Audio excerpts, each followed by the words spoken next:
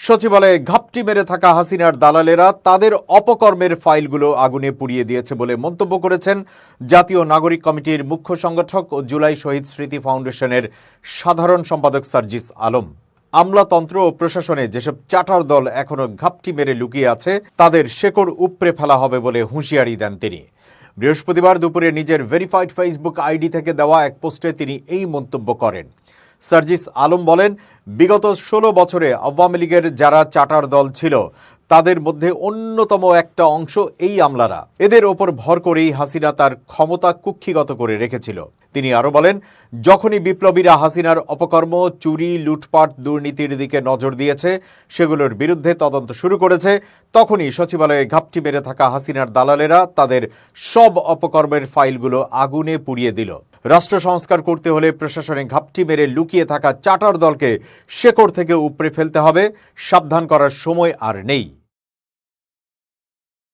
অন্তর্বর্তী সরকারের উদারতা জাতিকে অনন্তকাল ভোগাবে বলে আশঙ্কা প্রকাশ করেছেন বৈষম্য বিরোধী ছাত্র আন্দোলনের আহ্বায়ক হাসনাত আব্দুল্লাহ। সামাজিক যোগাযোগ মাধ্যম ফেসবুকে দেওয়া এক পোস্টে তিনি এই আশঙ্কা প্রকাশ করেন। ফেসবুক পোস্টে হাসনাত আব্দুল্লাহ লিখেছেন, ফ্যাসিজমের এনাবলারদের বিরুদ্ধে অন্তর্বর্তী সরকারের উদারতা দেখানোর পরিণাম এই কপালপোড়া জাতিকে অনন্তকাল ভোগাবে। হাসিনার ঘি খাওয়া ফ্যাসিস্ট এনাবলরাই এখন মানবাধিকারের আলাপ দিয়ে ফ্যাসিস্টদের পক্ষে সিম্প্যাথি গেইন ক্যাম্পেইন চালাচ্ছে। এই ক্যাম্পেইন না থামাতে পারলে আপনি শেষ। আজকে আমলা, আগামীকাল অন্য কেউ। পোস্টের শেষ বাক্যে ইঙ্গিতপূর্ণ এই বাক্য লিখেছেন তিনি। দেশের প্রশাসনিক কেন্দ্র রাজধানীর সেগুনবাগিচায় অবস্থিত সচিবালয়ের ৭ নম্বর ভবনে অগ্নিকাণ্ডের ঘটনার পরিপ্রেক্ষিতে হাসনাত আব্দুল্লাহ এই পোস্ট দেন।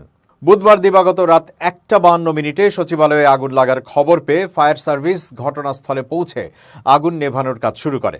ফায়ার সার্ভিসের ১৯টি ইউনিটের চেষ্টায় ৫ ঘন্টা পর তারা আগুন নিয়ন্ত্রণে আনতে সক্ষম হয়। এ সময় ট্রাক চাপায় ফায়ার সার্ভিসের কর্মী মোহাম্মদ সোহানুর জামান নয়ন মারা যান।